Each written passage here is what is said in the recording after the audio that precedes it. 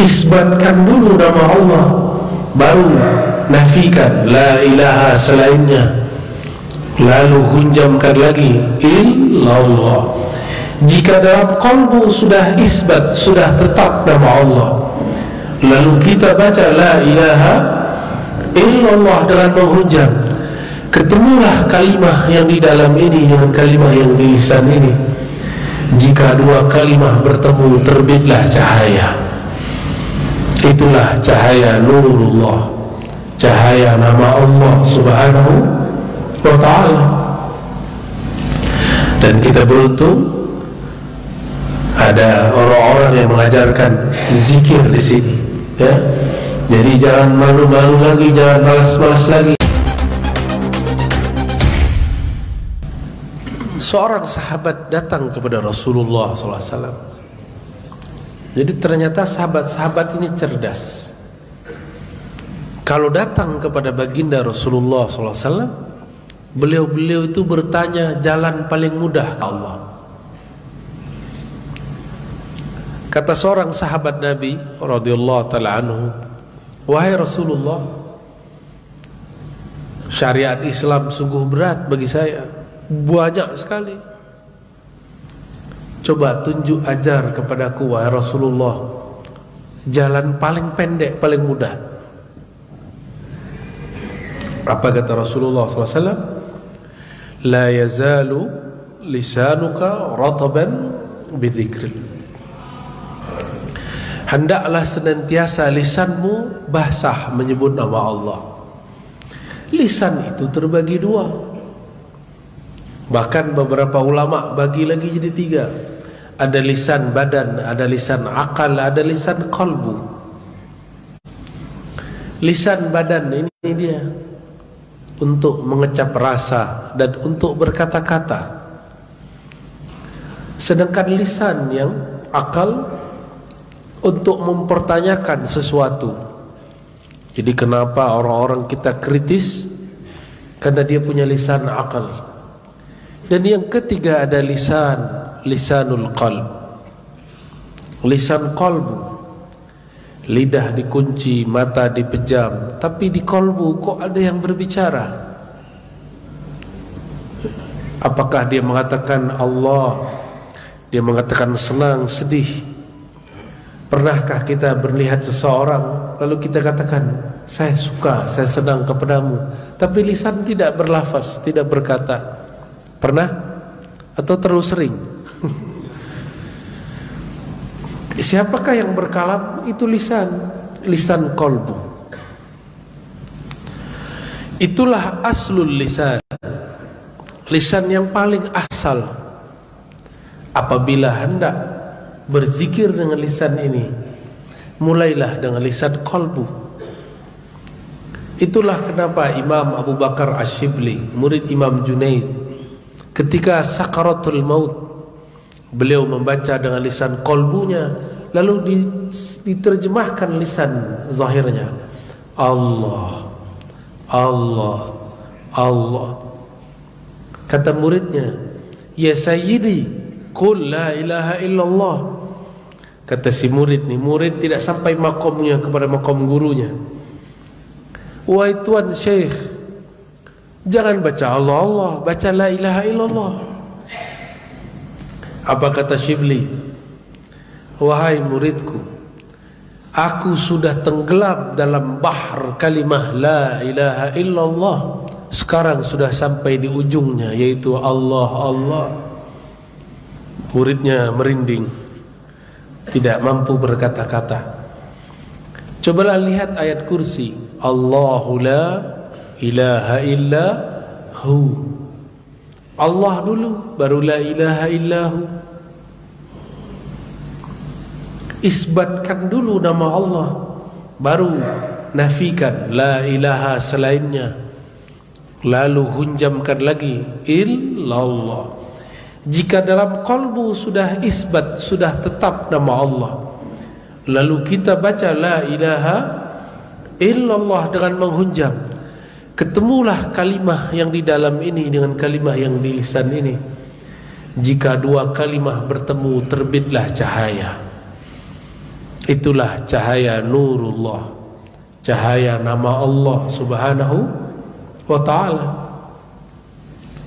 Dan kita beruntung ada orang-orang yang mengajarkan zikir di sini, ya. Jadi jangan malu-malu lagi, jangan malas-malas lagi datang ke zawiyah beliau, ya. Ada, kalau selera, thariqah itu selera, seperti naik pesawat, ya. Ada Batik Air, ada Garuda, ada Citylink, toh. Ada yang transit dulu, ada yang langsung. Sidi Ahmad Al-Idrisi, beliau itu awalnya Syazili, Khalwati, Qadiri, Suhrawardi, semua thariqah lah. Di zaman itu ada, beliau ambil. Lalu kata beliau dalam satu manaqibnya disebutkan, fara'aitu Sayyidana Balia Khadir alaihi salam. Lalu aku bertemu Sayyidina Khidir alaihissalam. Falaqanani, di sampingnya ada Rasulullah. Rasulullah menyuruh dia, "Hei Khidir, talkinkan Sidi Ahmad." Maka ditalkinlah Sidi Ahmad. Siapa yang mentalkin? Sayyidina Khidir Balia ibn Mulkan alaihissalam. Maka disebutlah thariqah beliau awalnya Khidiriyah. Apa awalnya? Itulah awal beliau terlepas dari taklid dalam thariqah. Jadi thariqah itu juga ada taklidnya, ada ittiba'nya, lalu ada mujtahid mutlaknya. Dan Sidi Ahmad sudah sampai kepada derajat mutlak. Lalu rohaninya naik lagi, rohaninya sudah kuat. Maka diizinkan oleh Allah Subhanahu wa taala ruhaniyahnya bertemu ruhaniyah Rasulullah sallallahu alaihi wasallam. Di sampingnya ada ruhaniyah Sayyidina Khidir.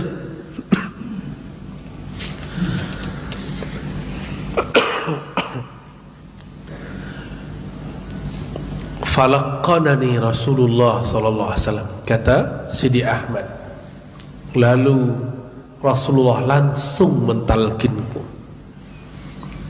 Itulah sebabnya bernamalah thariqah Sidi Ahmad ini dengan thariqah Al-Muhammadiyah, sebagaimana ditulis dalam kumpulan sanad Sidi Syekh Muhammad Ali As-Sanusi, murid langsung Al-Qutub Al-Kabir yang mengambil ilmu daripada Sidi Ahmad. Apa kata beliau? Guruku Sidi Ahmad menyebut thariqah ini boleh disebut Ahmadi, boleh disebut Muhammadi, boleh disebut Khidri. Tahun lalu ketika saya mendeklarasikan itu di hadapan jamaah, rekamannya dipotong-potong oleh orang thariqah juga, yang kemudian tidak percaya bahwa itu ada. Apa kata saya dulu? Saya meleburkan semua thariqah saya kepada Al-Muhammadi. Al-Muhammadi berarti ruhnya bersambung kepada Rasulullah sallallahu alaihi wasallam. Sidi Syekh Muhammad bin Abdul Karim Saman yang lebih awal sedikit daripada Sidi Ahmad pun juga sama, tidak menyebut thariqahnya Samaniyah, menyebut thariqahnya apa? At-Thariqah Al-Muhammadiyah, karena rohaninya Rasulullah sallallahu alaihi wasallam langsung. Jadi kapan kita boleh menyebut diri kita Muhammadiyah secara mutlak, secara thariqah Al-Muhammadi? Apabila rohani sudah bertemu rohaniah Rasulullah sallallahu alaihi wasallam, dibimbing beliau, ditalkin beliau. Proteslah kawan kita. Ustaz, kata orang Makassar, Ustaz, Muhammad sudah mati. Kurang ajar juga nih orang, ya. Kalau Umar hidup, kau dipenggal itu, ya. Untung Sayyidina Umar sudah wafat. Tahukah kita ayat ini? Pasti sudah tahu. Wala taqulu liman yuqtalu fi sabilillahi. Janganlah engkau berkata bahwa orang yang wafat di jalan Allah itu mati. Nggak boleh, su'ul adab. Ini Allah yang melarang. Al-aslu fil amri litahrim. Pada dasarnya larangan itu haram. Kenapa hanya pada bab hukum-hukum zahir diterapkan, pada hukum batin tidak diterapkan? Ini tidak adil dalam buat merumuskan hukum. Bal ahya'un inda rabbihim, tapi mereka hidup di sisi Allah. Yurzakun, selalu dapat rezeki. Rezekinya arwah ma'rifatullah, rezekinya badan makan, minum, duit. Tapi di sana rezeki mereka adalah asrar ma'rifat. Disebut al-faid ar-rabbani. Apa sebutannya? Al-faid ar-rabbani, limpahan rububiyah uluhiyah Allah. Itulah yang mengalir pada aulia. Kenapa kita kemudian bernisbat bertorikoh kepada mereka? Supaya kita kebagian limpahan-limpahan rabbaniyah uluhiyah. Itu sebenarnya. Maka Bapak Ibu Tuhan yang dimuliakan Allah, yang wafat itu cuma tubuh Sayyidina Muhammad bin Abdullah, sedangkan ruhnya masih hidup. Jika para aulia syuhada masih hidup, kenapa ruh para anbiya tidak hidup? Apakah lebih mulia para syuhada daripada anbiya? Tidak, tentu lebih mulia para anbiya. Makom tertinggi para aulia itu makom terendah para anbiya. Wali-wali makom tertingginya apa? Itu masih setingkat di bawah nabi yang paling rendah makomnya. Maka beruntunglah orang-orang yang terhubung kepada masyaikh-masyaikh thariqah. Apakah thariqah Qadiriyah, Naqsyabandiyah, Sabaniyah, mobil khusus di tempat ini Sidi Ahmad. Thariqahnya jadi pendek, harusnya 37, 38, 40 sanad syekh melalui Sidi Ahmad cuma beberapa orang, ya. Tuan guru berapa sanad ke beliau? Ada 9, 10, 14, ya. Dan dahsyatnya thariqat Idrisiyah itu, kebanyakan khadim thariqahnya orang-orang alim, kebanyakan. Minimal alim fil qulub, ya, qalbunya. Allahumma salli wa sallim wa barik ala Sayyidina Muhammad. Barangkali itu silakan jika ada muzakarah, fadhal.